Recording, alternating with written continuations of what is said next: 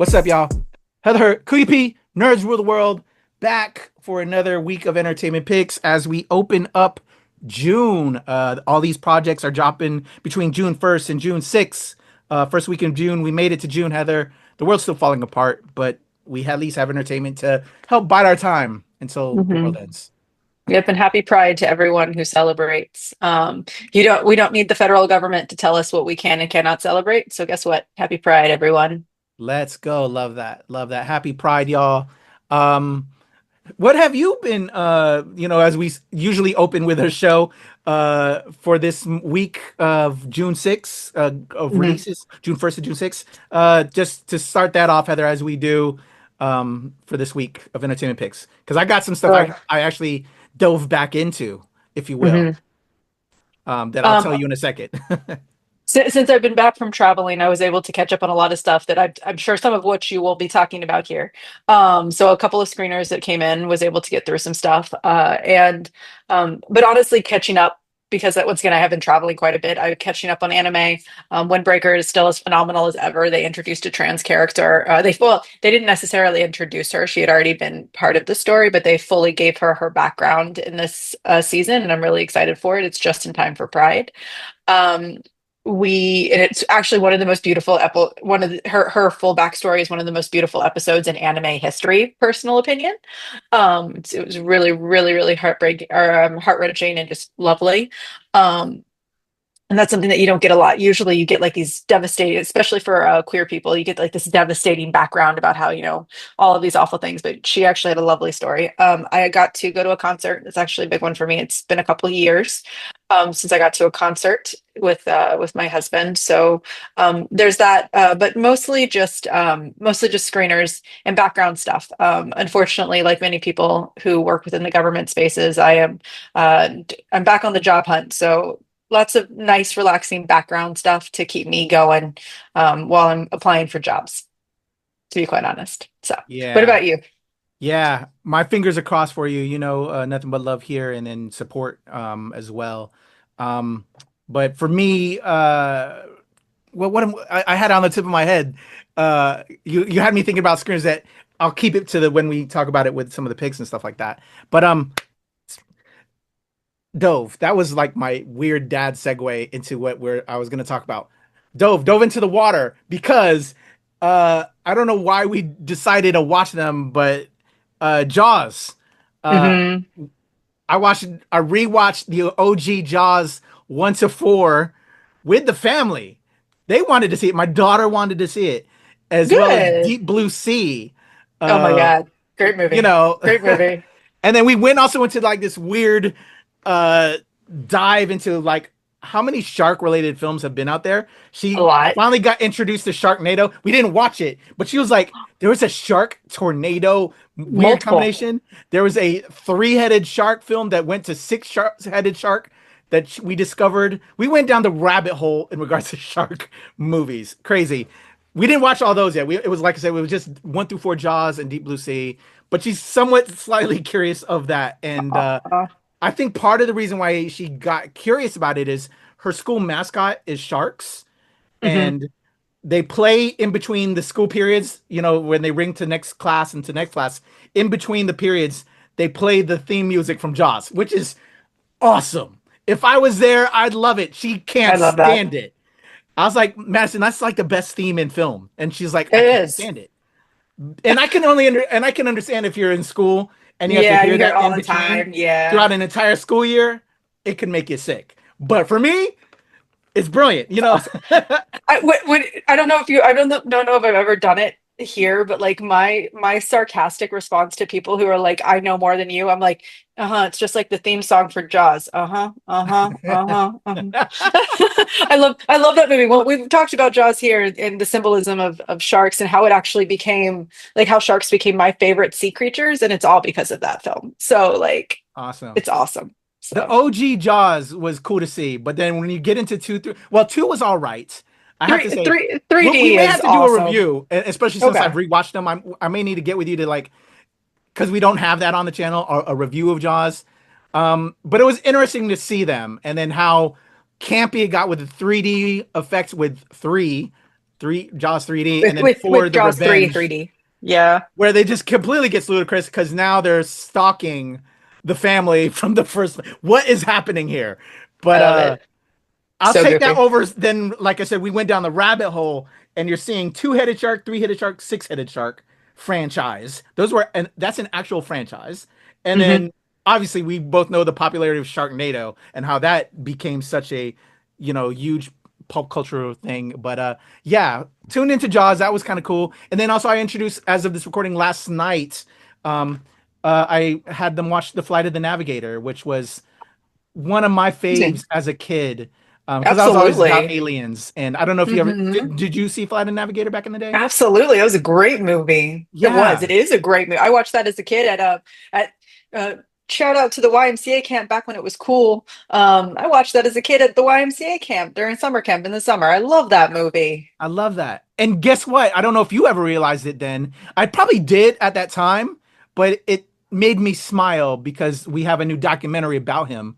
But Paul Hmm. Rubens was the voice of the ship.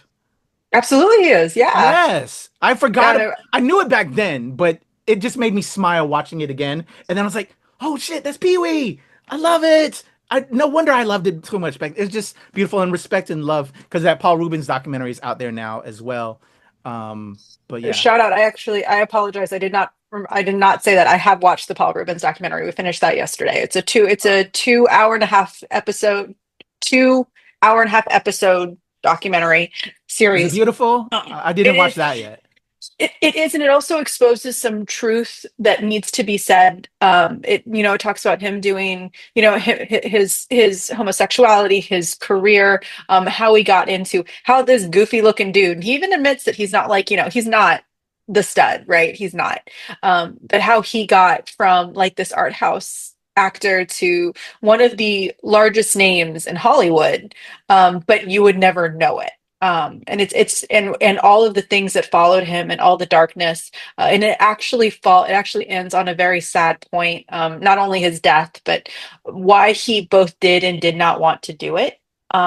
And so but the entire time, I will say this, it's like I knew he was. I Most people who have followed his career knew he was gay, but it was one of those where, when if you don't know it, there's a point where he's just joking around and kind of being an asshole. And I literally screamed at the TV, "You're such a fucking queen!" Like, he is just so much fun. And he's also the definition of many young people's childhood. Um, and it's kind of devastating. So if you haven't watched it, please do. It came out last week. We did not talk about it during the picks, but it is available right now on HBO Max HBO. How, we're willing to accept that their name changes, so maybe you should do it too this year. So Yeah, I can't wait to watch it. It must have passed us by, with all the stuff we're doing, because it definitely would mhm, have been a pick for us. And I can't wait to see it. But yeah, I was like, oh my gosh, Paul, Pee mhm. Wee, love it. Yeah, if you haven't seen Flight of the Navigator, go check that out. Classic film, family classic film. But also, I real quick before we get to our picks, as a film fanatic, industry fan, I love props. I love film locations. I deep dived into, I did a quick search. What happened to the spaceship that they use in the props? A lot of it Mhm. was, they had effects, but they actually had the spaceship. Apparently there were two that were used for the filmmaking. One is like on the back lot. So like if you take like the back lot tour at Disney, Mhm. you can see it. But also the other one was put into Tomorrowland. There was apparently a burger spot and like right in front of Space Mountain. They repainted it red. They added like some things onto it. I don't know if that burger spot is still there. I'm gonna actually look into my pictures and videos from my recent trip to Disney World. But from what I'm seeing online, some people are saying with the remodeling of Tomorrowland, because they inserted the Tron ride there and all of that, that it might have gotten taken down and just gone to the world forever, which breaks my heart. I would have hoped Yeah. somebody purchased that. If I had the loot and lived in Florida, would have bought that prop or took it out of the garbage can and brought it to my house, repainted it back to its original, silvery color. But that's just heartbreaking though. But apparently Yeah. when I was reading online and stuff, like that's what Disney World does a lot of times is they'll either trash it completely, repaint it over, but because people don't appreciate, the film history of something. It's sad. It just breaks your heart. And because to me, that spaceship is so iconic. As both a film fan, as a lover of UFOs and aliens and all that kind of things, I'm like, what? It broke my heart. So anyway, for those that might be half curious, our Flight of the Navigator fans like myself, yeah, I want to share in my vibe and feeling because it's history, it's film history. Mm-hmm. And now I've got to take that backlot tour because they better damn have at least that one, because like I said, there was 2 props made. I hope that other one's there because I want to see the actual ship. It would be cool to see that. Yeah, absolutely. Yeah. Anyway, we'll get to our picks, y'all. I know that's what you're looking for. Opening up June for 1st to the 6th, we have a Rackus projects dropping. Mm-hmm. It's amazing. It's crazy. I'm actually taking out one of them because we have so many picks, and it hurts my heart. But Predator, Killer of Killers is arriving on Hulu this week, so I want to just give it a quick nod. I'm not including in the picks. If I could, I would. I'm going to give you some other picks. But yeah, I'm excited to see it. We haven't screened it yet. Hulu didn't hit us up with that when I'm like, come on, Hulu, we show y'all love. So we're a little sad about that. You see Heather's face. We're sad about that. It would have been in our picks if you would have sent it to us, but you didn't. So we're just going to give it a mention, but do better next time. Do better, Hulu. Mm-hmm. So let's kick it off, Heather, with some Wes Anderson. Always inspiring. Let's check out The Phoenician Scheme. You ready? Yeah. Let's go. I can decide how excited I am about this movie. Wes Anderson is something. He's something. He's something. At this moment, rescue workers are laboring to recover and identify the remains of Zsa Corda, international businessman, maverick in the fields of armaments and aviation, among the richest men in Europe. This was Corda's 6th recorded airplane crash. He is survived by 10 children, 9 boys, 1 nun, his daughter Liesl. I've appointed you sole heir to my estate, which you may come into sooner rather than later. Why? It's been 6 years since our last meeting. I have my reasons. Which are what? My reasons? I'm not saying. I'm saying I'm not saying. Corda Land and Sea Phoenician Infrastructure Scheme, my most important project of my lifetime. Our objective: disrupting, obstructing, impeding, crippling Corda's enterprise in any manner possible. Get the hand grenades. Today, tonight, and tomorrow, we rendezvous with every Titan and pretend we agree what we already agree. But in fact, we don't. We can't.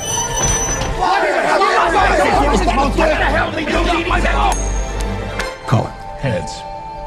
Heads.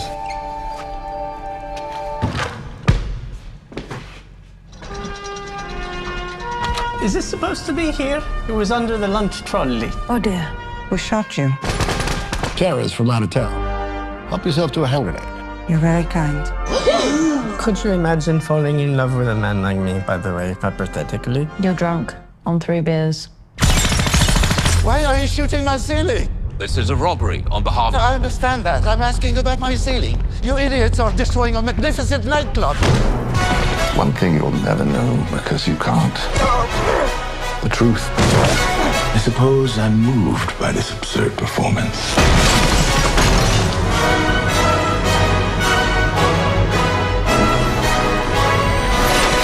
I recognize this assassin. Calm down. Suicide pedal. Where's for father? Take this miserable sin into the comfort of heaven.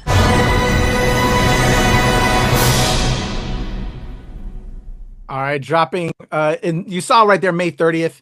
It is in select theaters right now, but it's hitting a wider nationwide release this week. What do you think of The Phoenician Scheme, Heather? God, Wes Anderson, I know this is like his thing, and I don't want to hate on him, but like I'm kind of over the style, I like, and that's the thing is he brings a lot of fun and a lot of charisma, and he has an incredible line of people who will just bow at his feet to be in his films, and it's just I love that for him. But at the same time, like I really want to see what other ranges he could do. I bet this would have been a weird fucking film if he went at like a slightly different direction than his traditional artisanal like look, you know? Um, but at the same time, like it's also Wes Anderson. Like I can't truly hate on it. Like I'm sure it's gonna be phenomenal, or at least good. I should say that. I'm sure that it'll be at least good. Because I don't think I've ever seen anything that's not at least like cut off good, right? So All right. So I actually had, the pleasure of screening this film. I hopefully will have a review up if I can make it fit with our pal Anthony Francis from Screen Comment Film Threat Movie Review. Anthony, you need to pay me. I drop all your handles. he does. We had the pleasure of checking it out, and I'm gonna go the opposite end of you, Heather. Wes, never stop being yourself, dude. Never stop being you. This film inspires me. The way he frames his shots, he's creating art. He is artistic filmmaker, and he doesn't dumb himself down to anybody. He does his thing. He is delightfully absurd in just all the best ways, and it may be too artsy. I don't feel educated enough sometimes, but I like that. You know what I'm saying? It takes a rewatch, which is what you want to have happen if you're a filmmaker. You want people to see it again and again and get the joke, and then even more, and then it hits and you're like, oh my God. That's the kind of effect that Wes Anderson does. I see your points though, Heather. I don't disagree with you, but I don't want him to change. I want Wes to be fucking Wes and inspire us, entertain us, and just do what he does, because he's created himself, and he's got a vibe. A Wes Anderson film when you see it. And because everybody else outside of Wes is trying to be something else. Wes just fucking stays Wes. So just stay fucking Wes Anderson, man. And it's insane. And obviously, as you said, everybody and their mama clamors to work with Wes because of just he is himself, and he has good material. It may not get you off the jump off or whatever. Certain Wes Anderson projects, I know for myself, I'll speak for myself, hit more than others. This one is a little bit more up there in some of his other films.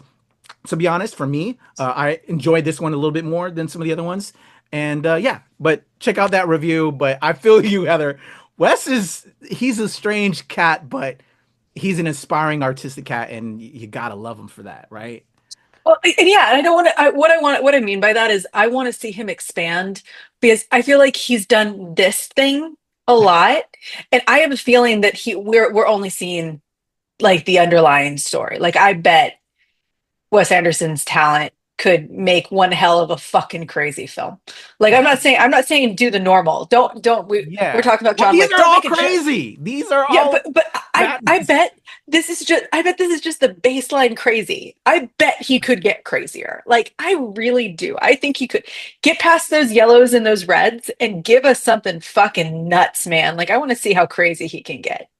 Like I do. I want to see how artsy. So you think this is Wes Anderson tamed? Yeah, I think this is. We want to see him like carte blanche studios. Let him go off the rails. Whatever he wants to do. Let him have fucking fun with this shit. Like I think that I don't think this is. Well, I guess I should say I don't think it's baseline. I don't think this is tame. But like I think it is tamed down. Like I bet the production companies come in and they're like, okay, that might be too much. Like Warner Brothers, Disney, whoever the fuck is producing these films with him, let him do whatever the fuck he wants, because I bet we could get a fucking nuts film that's really fucking good. Like I'm not saying make an action film. Don't do what everyone else is doing. I'm saying keep Wes Anderson, but let him fucking go off the rails. Like that's my thing. I feel that. I hear that. I feel he's already doing that in a way, but it just if it isn't, oh my God, what would that be? Is what I'm so excited. I want to know. What would that look like if he isn't already off the rails now? What would a off the rails Wes Anderson film look like? You want to know? Yeah, it's crazy. All right, let's move on to another film that is gonna hit select theaters our area this week, so we're lucky, but it's also gonna hit a wider audience next week, June 13th. We're gonna talk about The Life of Chuck. Let's check it out, Heather. In this moment, I am wonderful.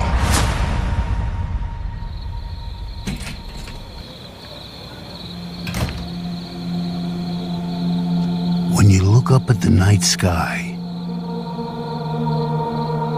it can tell you stuff about your future. I did not know this was based off a Stephen King book when I was watching this. It won't lie to you. Yeah. It's pure that way. I had seen the trailer. I think we did a reaction. You might see a lot more than you wanted. Or it might not have been us. Might not have been us, though. But if you have heart, you have hope. And you have heart in you.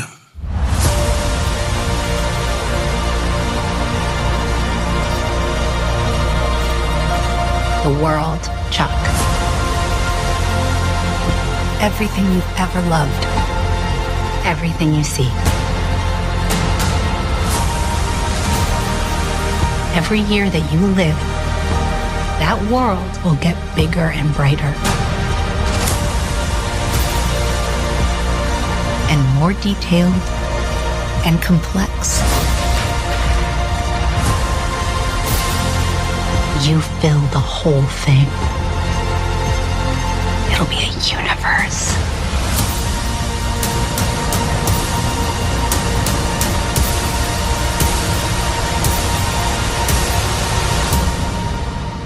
Isn't that wonderful?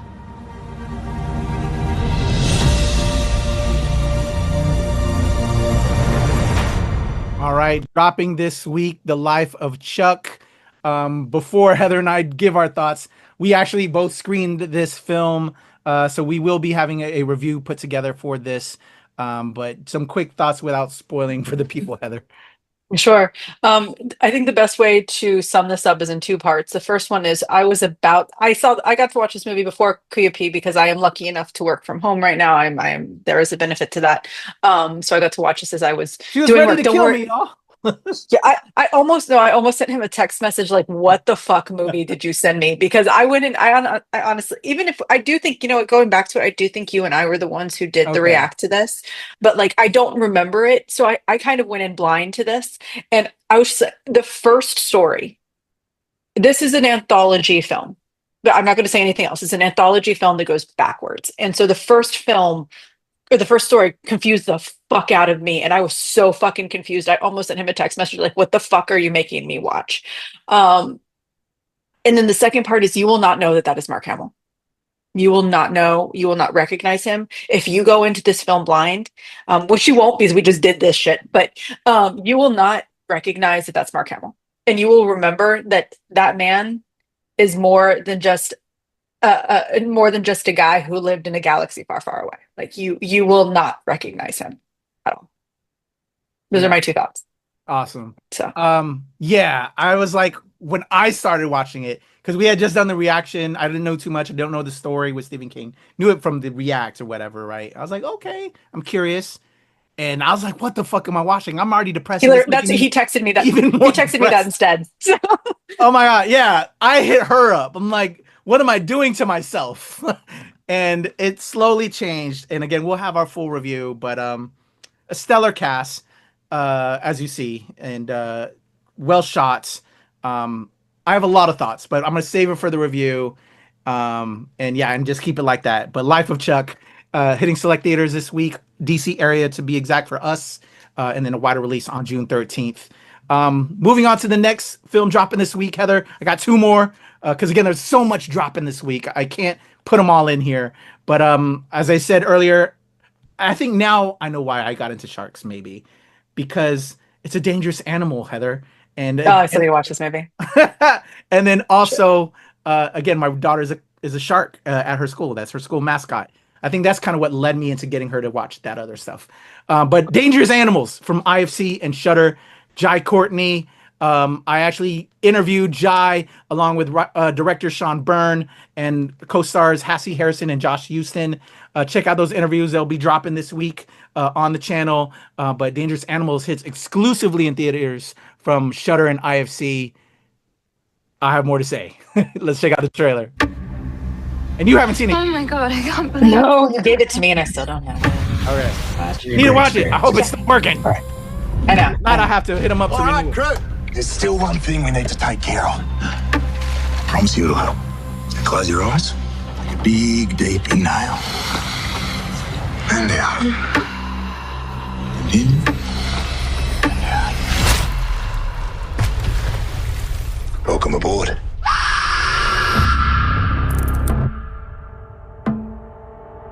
I see you, like, come alive on that board. It's spiritual. I feel the same about what I do. It's my true calling.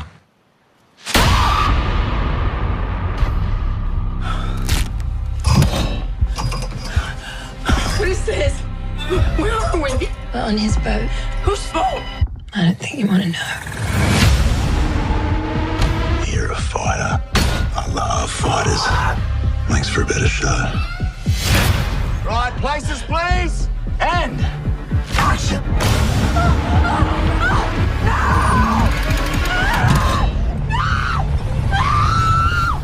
Tell me that ain't the greatest show on earth. Every fisherman loves a good fight.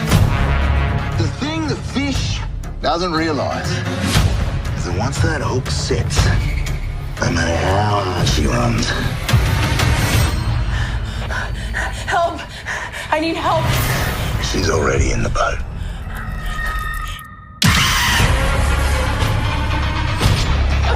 Behind you. Yeah, you and me, we fend for ourselves. We're sharks. I'm nothing like you.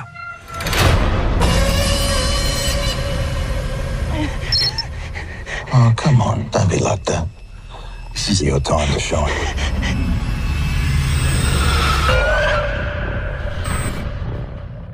All right, in theaters from IFC and Shudder, Dangerous Animals. Heather, I have to tell you, this was probably one of my favorite interviews so far this year. Jai is awesome. I talked to him about that underwear dancing scene that you see in the trailer. He was just super cool. And I also told him that watching this film, I was more scared of him than the sharks. And, of course. He is the true dangerous animal. He was made for this role, y'all. Just a cool cat.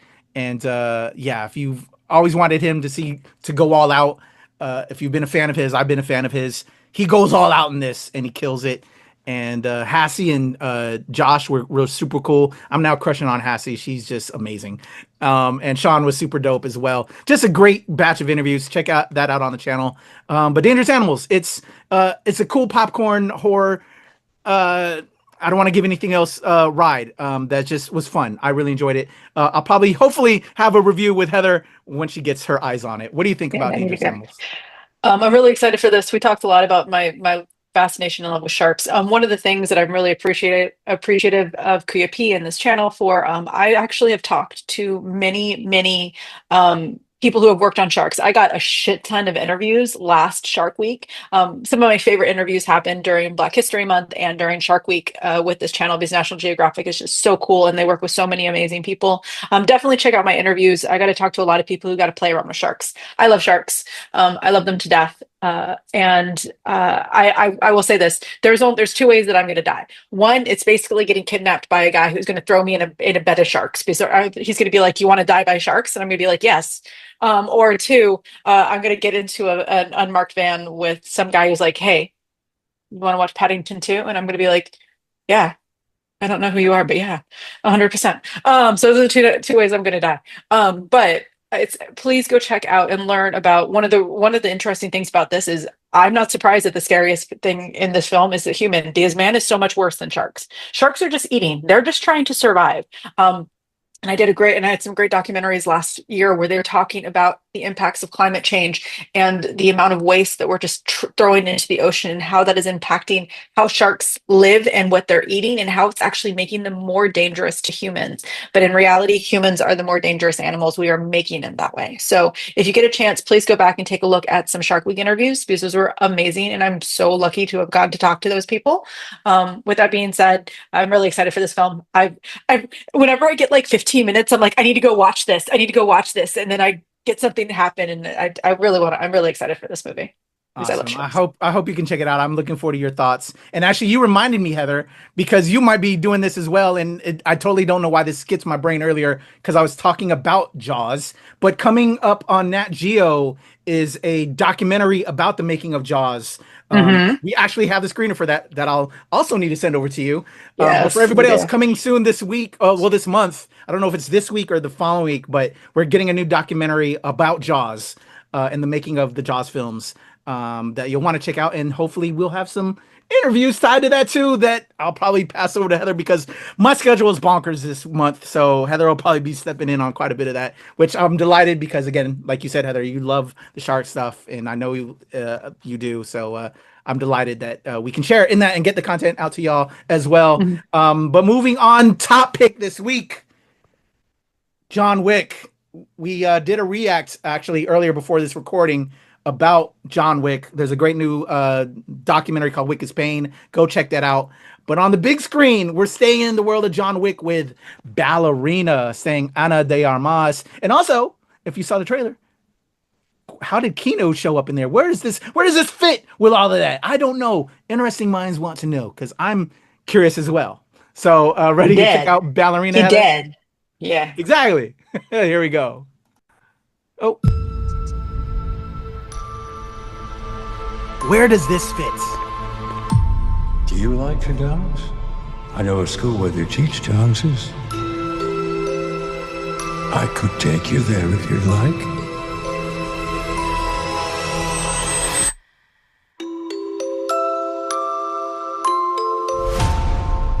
To stop the assassin,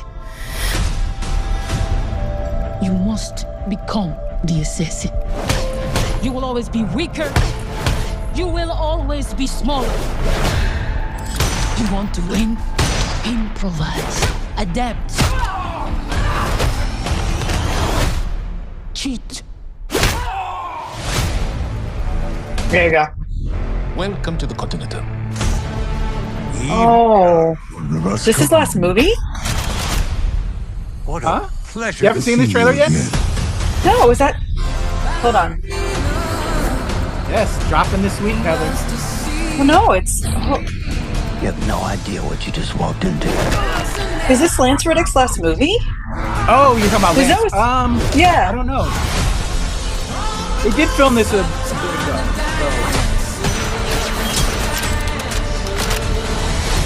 Who knows when he filmed his killed my father. Yeah.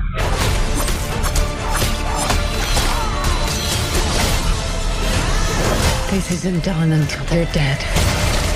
Fate is a very humbling thing.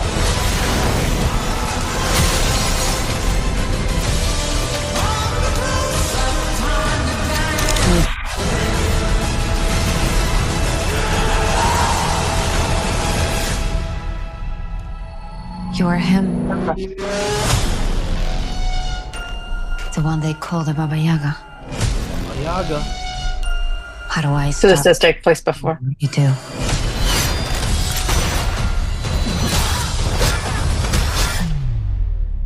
Looks like you already have.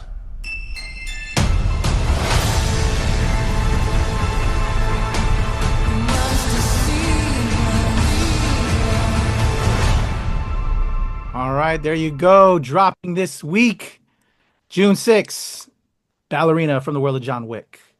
What do you think about Ana de Armas as our ballerina, Heather? I'm very curious to see this film. I know that there's a chance so that I might be able to watch it this week, depending on if I can get my ass out of the house to DC. But I'm very interested in it. I love the John Wick franchise. We both do. We've talked about it up and down, and I didn't know. I guess so. If it was actually done on time, I did not know Lance Reddick actually had a chance to film that. I'm hoping it's him and not just some weird CGI. Like I'd rather them just replace him, you know. But he did. His last film and TV show was actually the Percy Jackson franchise from Disney Plus. So they had to have filmed this a long time ago. Like there had to have been some time, which would make sense. And it looks like it takes place probably right before his character's death, because his character does die in the film franchise. So I'm curious at the timeline. I'm curious at the film. And I honestly thought this was going to be a television show, like a mini series. So I'm surprised there, because I thought they said this was going to be like a 3 or 4 part mini series. So Yeah. So I'm very curious how they're where we're going now from post John Wick. With the last film, we got introduced to some cool new characters, right? I forgot the gentleman's name. There's a couple new characters, and it felt like, okay, we're gonna now expand with them. And the first one we're starting off is this Ana de Armas character, because if you saw the last John Wick, he's dead. The brother, he went through a lot. He's gone through a lot through the course of the different films. So it felt, cool into the story, but also you introduce these new characters. So now, okay, I'm cool with this. Like, I love that we're going to get some more characters out of this world. But just kind of like how it all fits in timeline and stuff. I'm just intrigued by that. But I'm all in it. And shout out to Chad Stahelski, everybody at Lionsgate. If you see the documentary, see our react that Heather and I took a look at, for that reaction. They went through a lot to make these Wick films happen. So I have mad love for them that they've built such a franchise that Lionsgate is showing love. They're helping them do expanded out universe films. You just love for that. And if they're giving us what we enjoy, then cool. We as an audience will buy into it. I'm ready to fork over my cash dollars to support it. So there you go. Those are the picks. We got Dogma coming to the big screen this week. Phoenician Scheme, Life of Chuck, Dangerous Animals, Ballerina, but also Dogma is hitting the big screen this week. Killer of Killers, Predator is hitting the big screens this week. There's a lot of projects. We don't have time for them all, so we have reactions for y'all to check it out. So where do we stand this week with entertainment? I think for opening up June, solid. It's a thumbs up for me, Heather. How about you? I think it's a good start to technically last week was the true start to the blockbuster season with Mission Impossible and Lilo and Stitch, but still this week I think is we are continuing with this solid blockbuster, so I'm going to give a thumbs up. And of course there's a shark movie. I love sharks. I love it. And Heather's smile there, right there, just caps it off. Those are our thoughts. Heather Hurt, Kuya P, Nerds Rule the World. Let us know what you're watching. If there's anything we missed, hit us up in the comments below. And stay tuned for those reviews, interviews. We're working heavy for y'all. So please show your love and subscribe. Like, share, subscribe, do all the things. Peace, y'all.